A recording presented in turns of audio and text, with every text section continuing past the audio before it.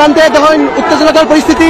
আন্দোলনকারী বাংলাদেশ চলো অভিযানে বাংলাদেশে যে হিন্দুদের উপর নির্যাতন হোক, সংখ্যালঘুদের উপরে, এটা আন্দোলনের প্রতিবাদ মিছিলে অংশগ্রহণ করছিল।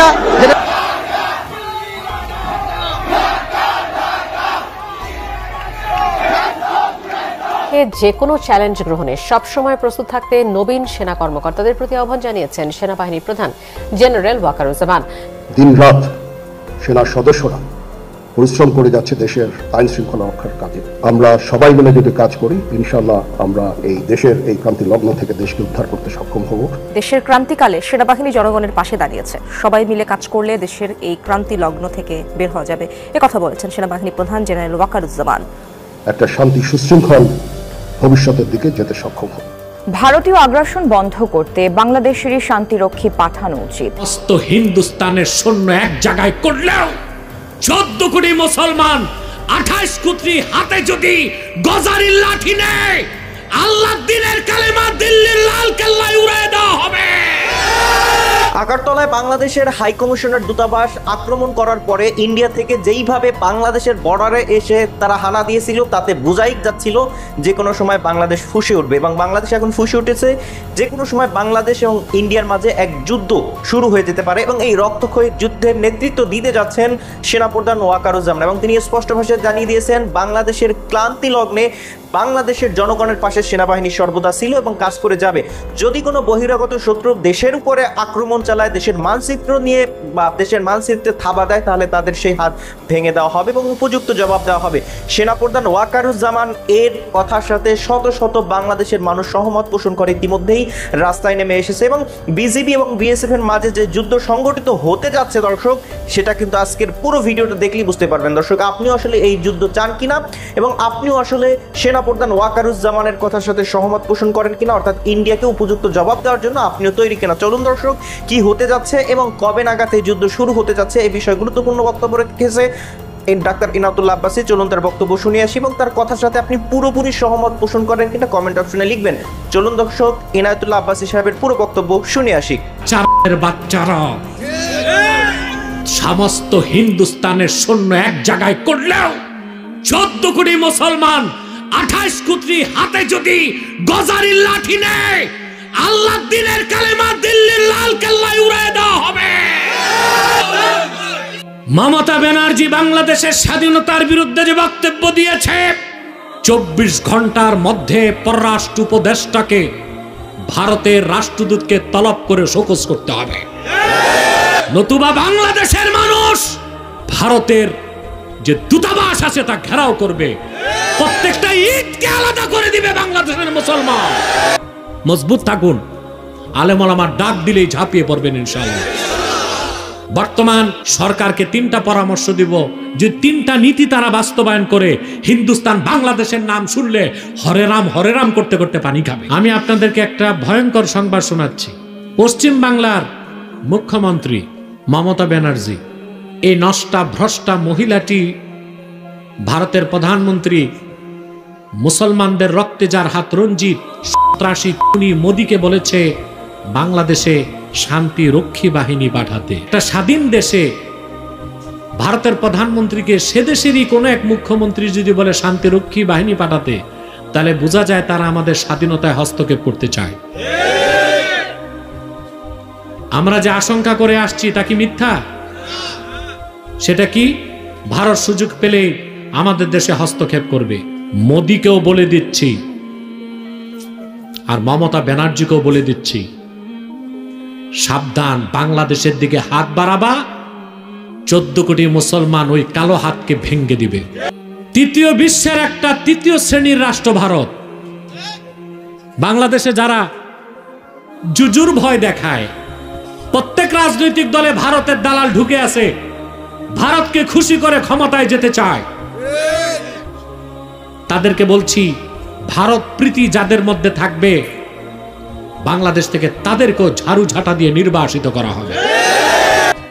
বলে কি মুখ রোচক কথা, বলে বউ বদলানো যায়, প্রতিবেশী বদলানো যায় না। দালালি করার ভাষাও শিখে নিছে। বেটা তুমি প্রতিবেশী বানাও, ভারত তো তোমার প্রতিবেশী মানে না, বাংলাদেশের স্বাধীনতায় হাত দিতে চায়। যতবার বাংলাদেশের সাথে বৈঠক হয়েছে ভারতের তিস্তা চুক্তি নিয়ে, পশ্চিম বাংলার মমতা বাধা দিয়েছে, তিস্তা ব্যারেজ করতে দেয়নি। আমাদেরকে বর্ষা মৌসুমে পানি দিয়ে মারে, শুকনা মৌসুমে পানি আটকায়। ওরা পানি দেয় আর আমরা ইলিশ মাছ চাষ করে ওদেরকে পাঠাই। ওরা শুধু নেয়, আমাদেরকে দিতে চায় না। বাংলাদেশের পরীক্ষিত শত্রু হচ্ছে হিন্দুস্তান। তার সাথে বাংলাদেশের কোনো বন্ধুত্বপূর্ণ সম্পর্ক থাকতে পারে না। বলে প্রতিবেশী তো সম্পর্ক রাখতে হয়। উত্তর কোরিয়ার পাশে দক্ষিণ কোরিয়া, উত্তর কোরিয়ার নিকট প্রতিবেশী দক্ষিণ কোরিয়া। আপনারা জানেন দক্ষিণ কোরিয়া থেকে মানুষ তো দূরে থাক, একটা বিড়ালও উত্তর কোরিয়ায় ঢুকতে পারে না। ওরা প্রতিবেশী বুঝে না। আমেরিকার নিকট প্রতিবেশী মেক্সিকো, আমেরিকা মোটা কাঁটাতারের বেড়া দিয়ে মেক্সিকো আলাদা করে রাখছে, প্রতিবেশী সম্পর্ক নাই, কারণ শত্রু তো শত্রুই। ভারত কাঁটাতারের বেড়া দিয়ে আমাদের দেশের লোক যাইতে দেয় না, কিন্তু ওদের দেশের চোর চামার আর ফেন্সিডিল ব্যবসায়ীকে ঢুকায়। ফারাক্কায় বাদ দিয়া পানি দিয়ে আমাদেরকে কষ্ট দেয়, ভেজাল ওষুধ পাঠায় আমার দেশের মানুষগুলোকে হত্যা করে। বাংলাদেশের 16 বছর যারা নির্যাতন করেছে তাদেরকে হিন্দুস্তান সহযোগিতা করেছে। এদেশের আলেম ওলামার উপর যত নির্যাতন নিপীড়ন হয়েছে ভারতের পরামর্শ হয়েছে।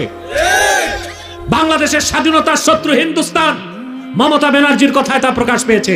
বাংলাদেশের নিজেরই তো শান্তিরক্ষী বাহিনী আছে। আফ্রিকা মহাদেশে, উগান্ডাতে, বুরুন্ডিতে, নাইজেরিয়াতে, বিভিন্ন দেশে বাংলাদেশের সাহসী সেনাবাহিনী শান্তিরক্ষী হিসেবে দায়িত্ব পালন করে। তো বাংলাদেশের শান্তি রক্ষায় কি আমার দেশের সেনাবাহিনী ব্যর্থ হয়ে গেছে? যে আমেরিকারে বলে, ভারত আমেরিকাকে বলে শান্তিরক্ষী বাহিনী পাঠাবে, ফন্দি এইটা যে আমেরিকাকে বলবে শান্তিরক্ষীর অনুমতি দেন, আমি আমার বাহিনী পাঠাই। বেটা চারালের বাচ্চারা, সমস্ত হিন্দুস্তানের সৈন্য এক জায়গায় করলেও 14 কোটি মুসলমান 28 কোটি হাতে যদি গজারির লাঠি নেয়, আল্লাহর দ্বীনের কালেমা দিল্লির লাল কেল্লায় উড়িয়ে দেওয়া হবে।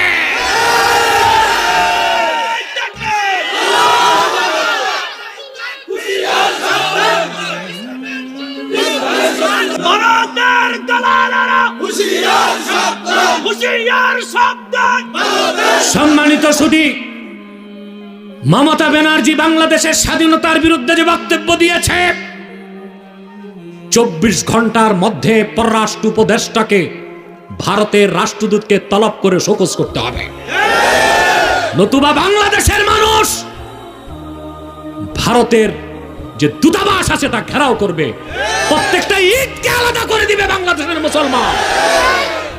মজবুত থাকুন, আলেম ওলামার ডাক দিলেই ঝাঁপিয়ে পড়বেন ইনশাআল্লাহ। সামরিক চেতনাকে সমুন্নতে রেখে যে কোনো চ্যালেঞ্জ গ্রহণে সবসময় প্রস্তুত থাকতে নবীন সেনা কর্মকর্তাদের প্রতি আহ্বান জানিয়েছেন সেনাবাহিনীর প্রধান জেনারেল ওয়াকারুজ্জামান। সকালে চট্টগ্রামে বাংলাদেশ মিলিটারি একাডেমিতে 87তম বিএমএ দীর্ঘমেয়াদী ও 59তম বিএমএ স্পেশাল কোর্সের অফিসার ক্যাডেটদের রাষ্ট্রপতি কুচকাওয়াজে অনুষ্ঠানে এই আহ্বান জানান তিনি। শুরুতেই নবীন ক্যাডেটদের অভিবাদন গ্রহণ করে কুচকাওয়াজ পরিদর্শন করেন তিনি। সেনাপ্রধান কমিশনপ্রাপ্ত কর্মকর্তাদের যে কোনো সিদ্ধান্ত গ্রহণের ক্ষেত্রে দেশপ্রেমকে সর্বোচ্চ গুরুত্ব দেওয়ার নির্দেশনা দেন। প্রত্যেক সেনা সদস্যের সাহসিকতার সঙ্গে সব পরিস্থিতি মোকাবেলা ও মাতৃভূমির স্বাধীনতা ও সার্বভৌমত্ব রক্ষায় প্রথম এবং প্রধান কাজ বলে উল্লেখ। যে কোনো সিদ্ধান্ত গ্রহণের ক্ষেত্রে দেশপ্রেমকে সর্বোচ্চ গুরুত্ব দিতে হবে। তোমাদের সাহসিকতার সাথে সকল পরিস্থিতি মোকাবেলা করতে হবে।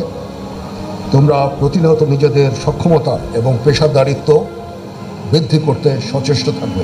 বাংলাদেশের মানচিত্র নিয়ে যদি কোনো ব্যক্তি সিনেমিনে খেলে বা বাংলাদেশকে যদি কেউ নিয়ে যেতে চায় বা বাংলাদেশের মানচিত্রে যদি কারো থাবা পড়ে, তাহলে তার হাত ভেঙে দেওয়ার জন্য পুরো বাংলাদেশের মানুষ তৈরি রয়েছে।